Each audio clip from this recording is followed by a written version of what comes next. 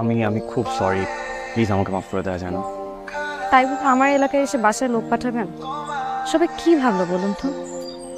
আসলে হয়েছে কি, আমি না আগামী শুক্রবার ঢাকায় থাকবো না, আপনার সাথে দেখা হবে না।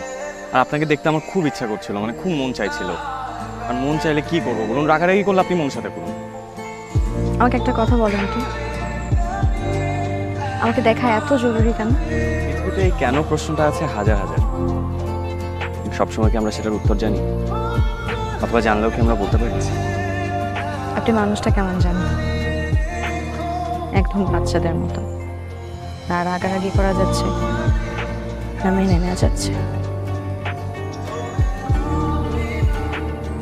আচ্ছা, ধরুন একদিন হঠাৎ করে একটা শুক্রবারে আমি আশ্রমের সামনে আসলাম, মিস করলাম, আপনি কি আমাকে খুঁজবেন?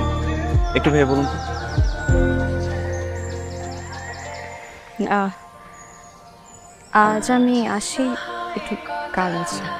আজ আমার একলা ভ্রমণ দিবস। কোথায় যাবেন? দেখি আশেপাশে কোথায় যাওয়া যায়।